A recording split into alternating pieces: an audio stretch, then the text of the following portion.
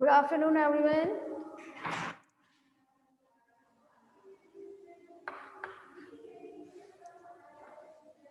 हाँ भाई, second year आप लोगों के में जो भी टॉपिक स्टार्ट हुआ था कल, वो है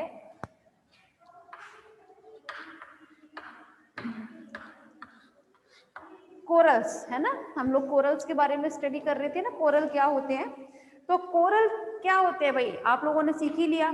संघ सीडेंट्रेटा के जो एनिमल्स होते हैं, वो भी एनिमल कैसे, पॉलिप फॉर्म वाले, ठीक है। वो अपनी पीडल डिस्क, जो नीचे की तरफ जो बेसल डिस्क होती है, ठीक है, उससे क्या करते हैं, कैल्शियम कार्बोनेट का स्त्रावन करते हैं। और ये स्त्रावन कैसा होगा, ये होगा रवो के फॉर्म में। और इनका जो स्त्रावन करती है कोशिका, उन्हें हम क्या बोलते हैं, उन्हें हम कैलिकोब्लास्ट बोलते हैं, ठीक है। अब आज से हम स्टार्ट करने वाले हैं अपना इसी में कोरल के आगे कोरल भित्ति, मतलब कोरल रीफ, ठीक है। आज का आपका टॉपिक है कोरल रीफ। तो कोरल रीफ क्या होता है, जैसे जब भी बहुत सारे कोरल्स मिलकर एक कॉलोनी का फॉर्म करते हैं, जैसे हम कोरेलम बोलते हैं ना, तो ये छोटे छोटे कोरल्स जो हैं कुछ पहाड़ियां जैसी संरचना बना लेते हैं। किसी भी ज्वालामुखी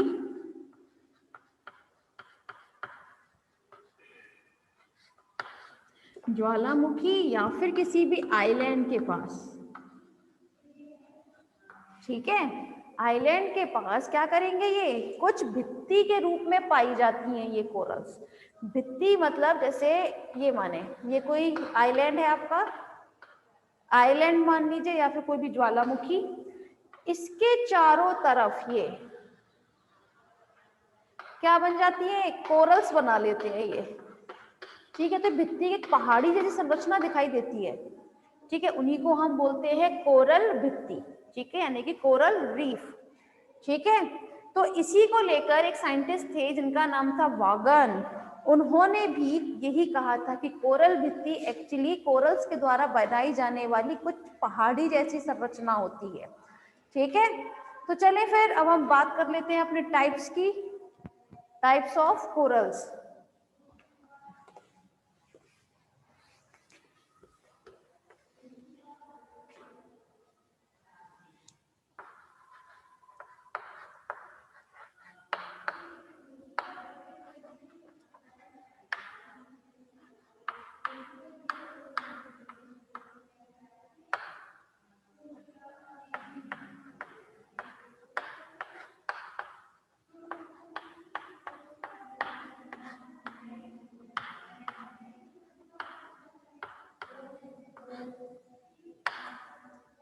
अगर हम बात करें कोरल रीफ्स के प्रकार की, तो ये जनरली 3 प्रकार की होती हैं। कौन कौन सी?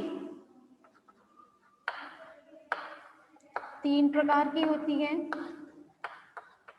फर्स्ट इज फ्रिंजिंग,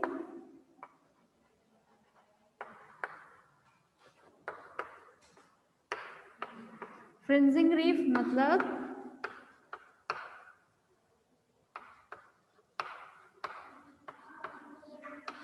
झालरदार, झालरदार भित्ति जो होगी वो।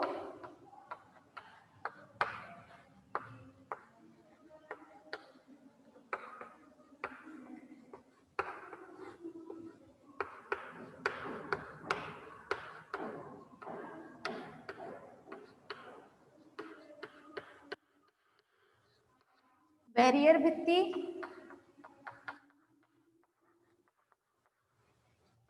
थर्ड इज एटॉल, ठीक है। ये जो कोरल रीफ होती है सेकेंड ईयर, ये 3 प्रकार की होती है। फ्रिंजिंग रीफ मतलब झालरदार भित्ति, बैरियर रीफ मतलब बैरियर भित्ति, और थर्ड है एटॉल, ये एटॉल के फॉर्म में पाई जाती है। अब ये तीनों किस प्रकार की होती हैं, क्या डिफरेंस होते हैं तीनों के बारे में, चलिए ये ही बात हम यहाँ सीखते हैं।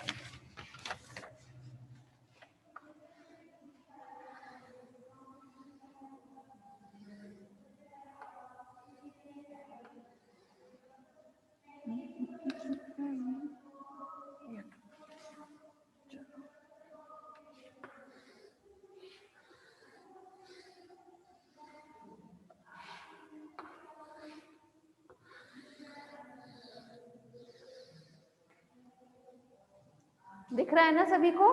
मैम देखिए जरा, डायग्राम दिख रहा है सबको? हाँ, एक सेकेंड मैं देख लूँ जरा कहाँ तक दिख रहा है। इतना ही दिख रहा है बस, ठीक है।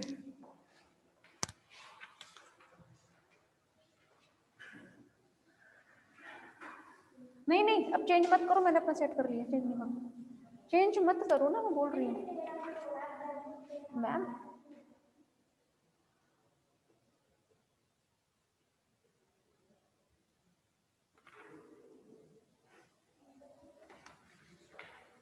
अरे मैं कर लूंगी ना अपने हिसाब से, आप बैठो तो सही, पहले मैं देख तो लूँगा मुझे कहाँ तक बनाना है कहाँ तक नहीं। हाँ दिख रहा है, ठीक है, अरे कोई बात नहीं, it's okay.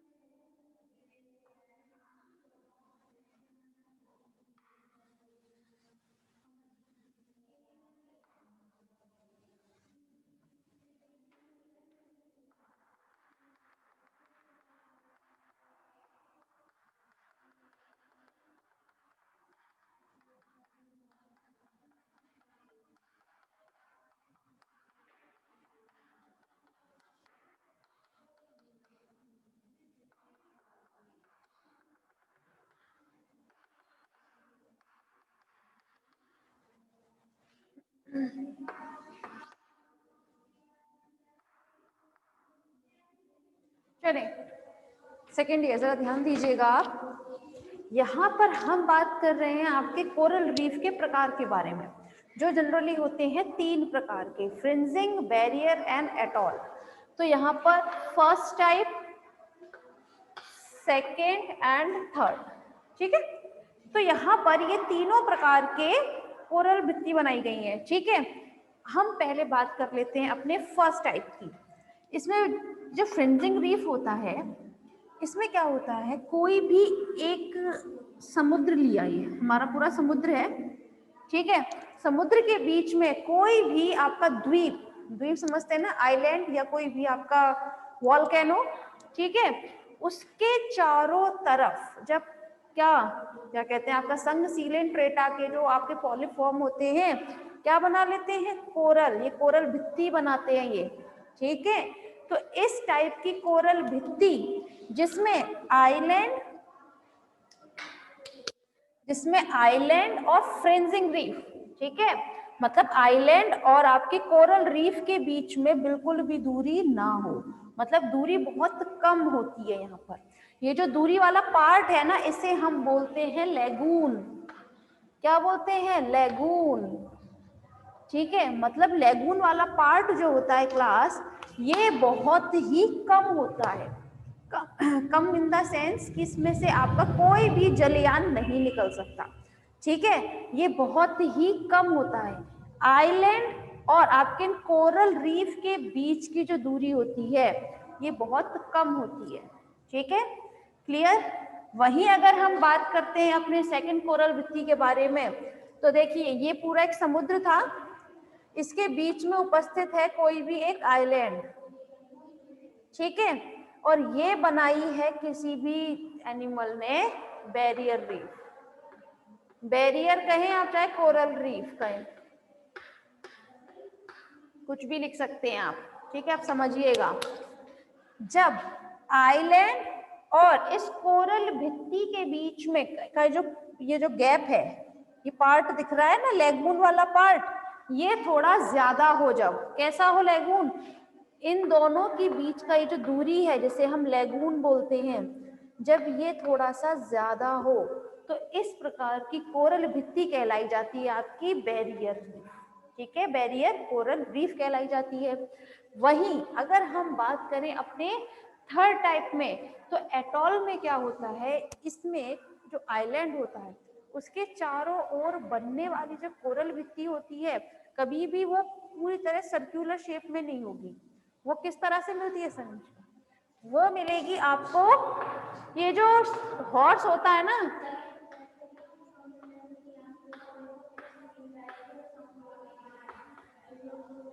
Horse shoe shaped में होता है, मतलब जो घोड़े के नाल होते हैं ना, तो घोड़े के नाल के रूप में ये दिखाई देती है, कुछ सी आकार में लिखा होता है ये, ठीक है, मतलब ये पूरी तरीके से राउंडेड शेप में नहीं होगी, सर्कुलर नहीं होगी, ये टूटी हुई होती है, ये एटॉल है, मतलब ये भी एक है तो कोरल रीफ, ये पूरा कोरल रीफ है, लेकिन यहाँ पर क्या है, यहाँ पे कोरल, यहाँ पे पूरी गोलाई लिया हुआ था ना, सर्कुलर था, आपके बैरियर में भी आप देख सकते हैं पूरी तरह सर्कुलर थी कोरल रीफ, लेकिन इस एटॉल में क्या होता है, ये सर्कुलर ना होकर कैसा होगा, घोड़े की नाल के जैसी आकृति का होगा, और ये घोड़े की नाल आकृति आप कहें चाहे आप कहें हॉर्स शू शेप्ड, ठीक है। तो इस प्रकार की कोरल रीफ जो सर्कुलर नहीं होती है और किस फॉर्म में होती है, घोड़े की नाल की आकृति में होगी, उसे हम कहते हैं एटॉल, ठीक है।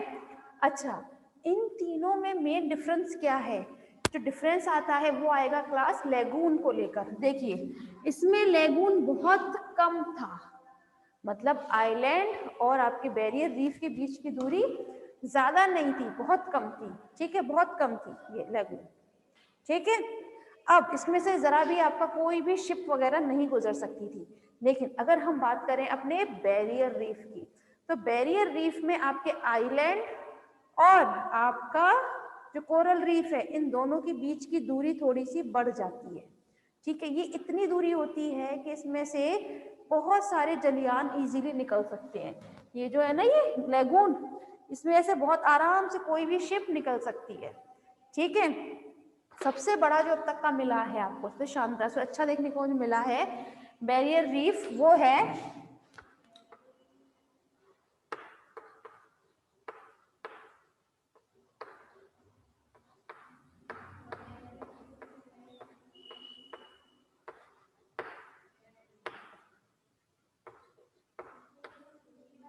Great barrier reef of Australia, ठीक है, ये अब तक का सबसे अच्छे टाइप का आपको कह सकते हैं इसको बैरियर रीफ। इसमें लेगून वाला पार्ट थोड़ा ज्यादा होता है। वहीं अगर हम बात करें अपने एटॉल को लेकर, तो एटॉल का तो शेप नहीं होता सर्कुलर वे में, ये कैसा होगा आपको घोड़े की नाल की आकृति में बना होता है ये कोरल भित्ति, और साथ में यहाँ से इजीली कोई भी शिप वगैरह गुजर सकती है। ये बहुत दूरी दूरी पर स्थित होते हैं एक्चुअली, ये जो मैंने बनाई है ना, ये इतनी दूरी पर स्थित होते हैं कि इनके बीच में से भी होकर शिप जो है वो आसानी से निकल जाती है। क्लियर है ये तीनों प्रकार? सेकेंड ईयर मुझे रिप्लाई दें प्लीज। क्लियर है ना आप लोगों को? Yes, good.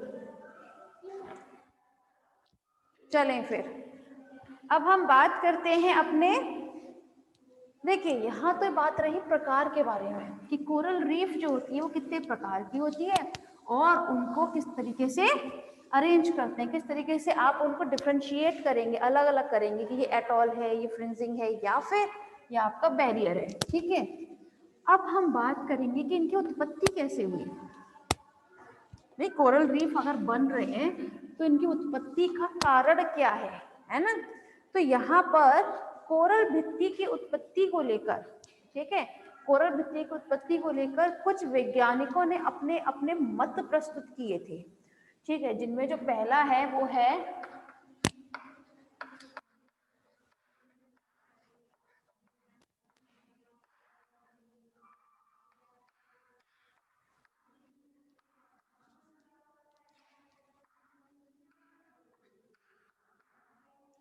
डार्विन व दाना का मत। ठीक है, ये डार्विन और दाना ये तो साइंटिस्ट के नेम है। इन्होंने क्या कहा था, इन्होंने ये कहा कि सबसे पहले से समुद्र है कोई, ठीक है, समुद्र में कोई भी एक आइलैंड है। इन्होंने ये कहा कि इस आइलैंड के पास सबसे पहले जो बने थे वो थे आपके फ्रिंजिंग टाइप, मतलब झालरदार जो कोरल भित्ति है वो बने थे।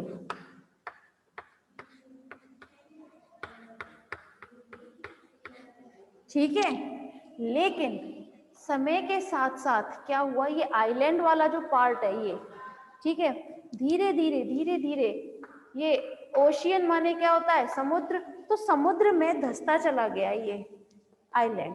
ठीक है, ये जो द्वीप है वो समय के साथ साथ धीरे धीरे ओशियन में, समुद्र में धंसता चला गया, जिसकी वजह से सबसे पहले बने थे आपके झालरदार कोरल रीफ। जैसे जैसे ये अंदर की तरफ धंसा है तो जाहिर सी बात है आइलैंड जो है वो थोड़ा थोड़ा छोटा होता जाएगा। ये छोटा हुआ तो लेगून वाला हिस्सा थोड़ा बढ़ गया, है ना? तो सबसे पहले झालरदार बनी, उसके बाद बनी आपकी बैरियर।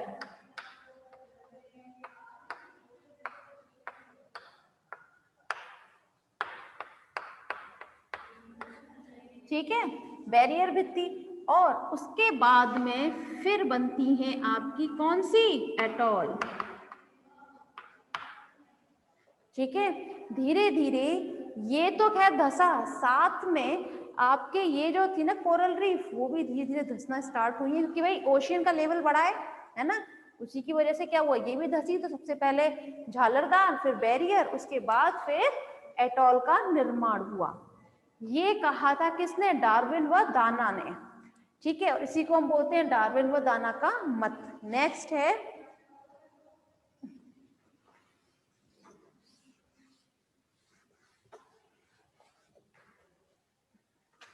नेक्स्ट में हम बात करेंगे अपने एक नेक्स्ट मत की, जिसमें उन्होंने साइंटिस्ट ने ये कहा था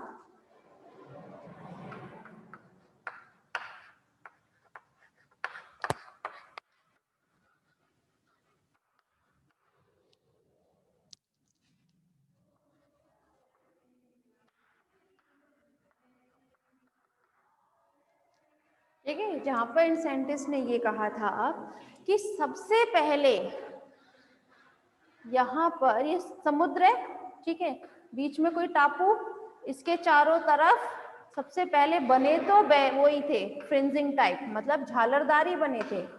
लेकिन आज से हजारों साल पहले हुआ क्या, जो पर्वत होते हैं माउंटेन्स, ठीक है, पर्वतों के ऊपर बहुत ज्यादा नंबर में क्या चीज जमा रहती है, बर्फ जमा रहती थी, ठीक है। लेकिन अब समय के साथ में क्या होता जा रहा है, ग्लोबल वार्मिंग हो रही है। तो ग्लोबल वार्मिंग मतलब अब वातावरण में बहुत ज्यादा गर्माहट होती जा रही है ना। तो ग्लोबल वार्मिंग की वजह से यहाँ से अब ये बर्फ जो है पिघलना शुरू हुई है। ये बर्फ पिघल रही है, इट मीन्स जो समुद्र है इसका लेवल बढ़ता जाएगा। भाई ये पिघल रही है बर्फ, कहाँ जाएगा पानी, समुद्र में ही जाता है। तो समुद्र का लेवल जो है वो धीरे धीरे बढ़ता जा रहा है, जिसकी वजह से सबसे पहले तो आपकी क्या बनी थी, झालरदार, उसके बाद फिर बैरियर, और फिर उसके बाद एटॉल का निर्माण हुआ। ये बात किसने कहा था, दिल्ली ने, ठीक है। तो दिल्ली का जो था मत वो किस बेसिस पर था, वो था आपका ग्लेशियर के बेसिस पर, ठीक है। उन्होंने क्या कहा था कि ग्लोबल वार्मिंग की वजह से ही जो आपके ये माउंटेन है इस पर जमी हुई बर्फ जो है धीरे धीरे पिघल रही है, और उसकी वजह से समुद्र का स्तर बढ़ता जा रहा है और आपके आइलैंड वगैरह नीचे की ओर धंसते जा रहे हैं। क्लियर है? सॉरी, क्लियर है ना सभी को?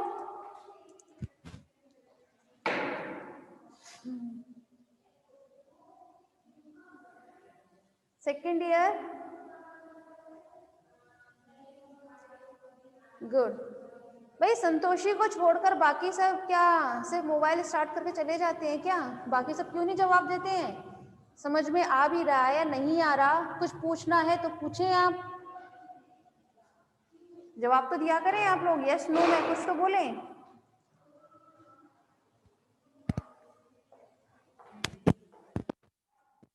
चलें, तो फिर एक काम करते हैं, यहाँ पर अब आपका कंप्लीट होता है कोरल भित्ति, मतलब कोरल रीफ इन मत के साथ।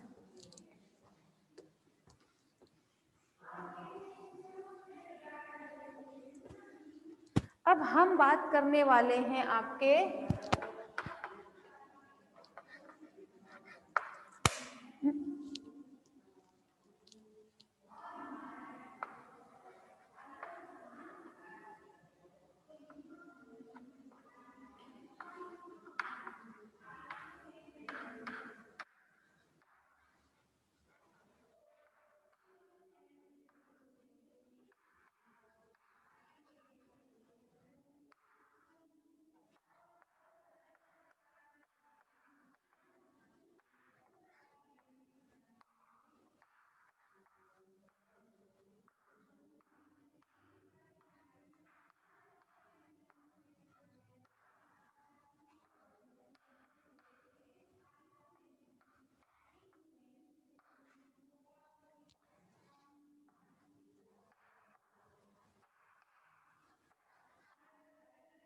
ठीक है, आज से जो आपका टॉपिक स्टार्ट हुआ है वो है कैल्केरियस एक्सोस्केलेटन इन मोलस्क।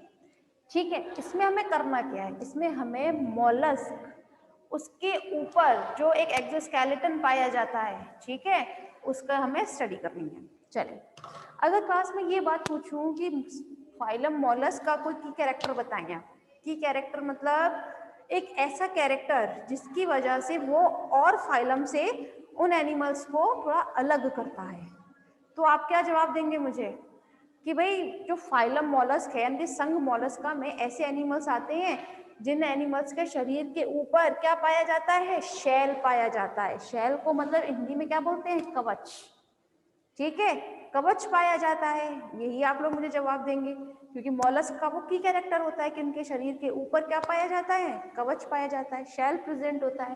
तो ये जो शेल होता है ये किसका बना होता है, कैल्शियम का बना होता है, ठीक है। अब चूंकि ये उनके एनिमल्स के शरीर के बाहर है तो वो किस क्या कहलाया जाएगा, बाह्य कंकाल, ठीक है, एक्सोस्केलेटन ही तो कहलाया जाएगा। चलिए स्टार्ट करते हैं फिर हम। सबसे पहले हम बात करते हैं संघ मोलस्का, ठीक है। आपके सिलेबस में जो है वो है संघ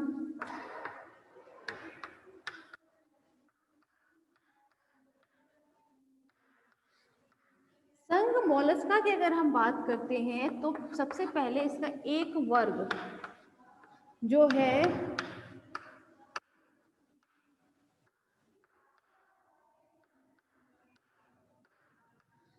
गैस्ट्रोपोडा, ठीक है। अगर हम क्लास गैस्ट्रोपोडा की बात करते हैं तो क्लास गैस्ट्रोपोडा के जो एनिमल्स होते हैं उनकी बॉडी के ऊपर जो कवच पाया जाता है, जो शेल प्रेजेंट होता है, वो होता है एक तो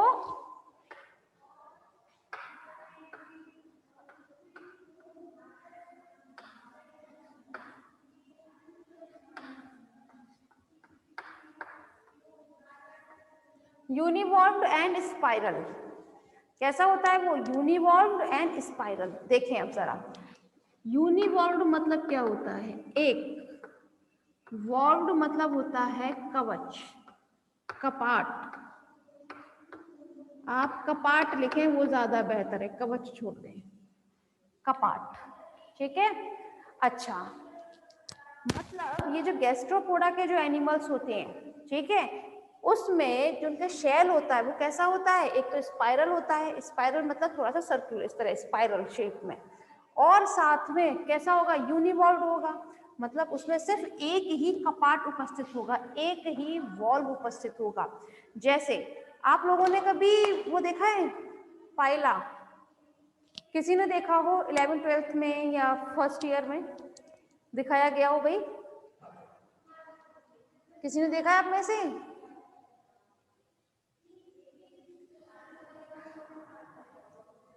नहीं, अच्छा कोई बात नहीं। अच्छा, शंख देखा है अपने घरों में? शंख है ना, तो बस आप वही मानकर चलें।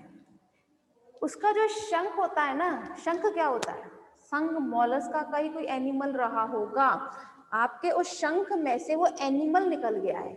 अब आपके हाथ में जो है ना शंख के तौर पर क्या है? वो उनका एक्सोस्केलेटन है, ठीक है, वो क्या है? उनका कवच है, ठीक है, यानी कि उनका शेल है जिसे आप बजाते हैं, ठीक।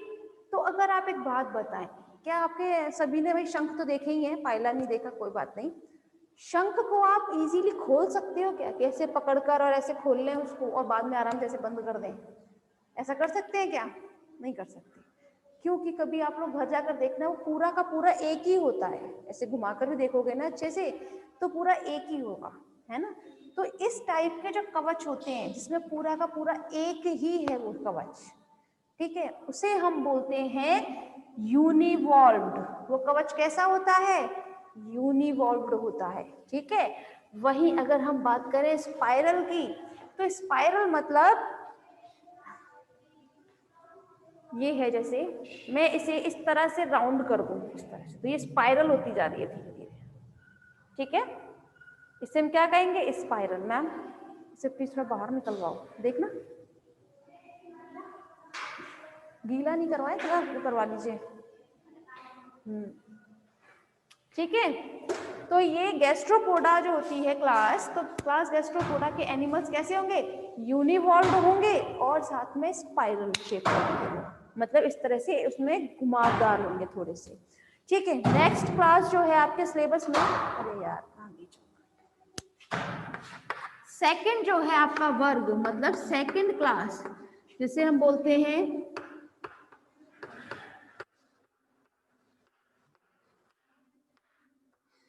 पैलेसिपोडा, ठीक है। तो क्लास पैलेसिपोडा में उनके जो एनिमल्स होते हैं, ठीक है, उनके ऊपर जो कवच पाया जाता है वो होता है आपका बाइवॉल्व। कैसा होता है? बाइवॉल्व। बाई मतलब दो, वॉल्व मतलब कपाट, ठीक है। बाई वॉल्व मतलब बाई माने दो, वॉल्व माने कपाट। अब जरा इसका मतलब समझें आप किस तरह से। आप लोगों ने जनरली, मैम मेरा वो निकालें प्लीज, हाँ भाई क्या है ये? अच्छा अच्छा ठीक है। देखें आप लोगों ने जनरली वो देखा होगा टीवी में ही सही, एक सेकेंड बताओ मैम, निकालें तो सही प्लीज। हाँ देखें, आप लोगों ने देखा होगा कि ऐसे टीवी में वो दिखाते हैं कि मोती निकलते हुए, ऐसे देखा है ना, कि इस तरह से दो वॉल्व होते हैं, उनके बीच में एक मोती जैसी संरचना होती है और वो इस तरह से बंद रहता है, ठीक है। उसको इस तरह से खोलते हैं हम और उसमें नीचे मोती दिखाई देता है। तो ये दो वॉल्व हैं, दो कपाट हैं, 1 2, ठीक है। क्या है, दो वॉल्व है इसमें, जबकि आपके शंख में सिर्फ एक ही वॉल्व होता है, ठीक है क्लास। तो एक काम करते हैं, पहले आप लोग प्लीज रिजॉइन करें।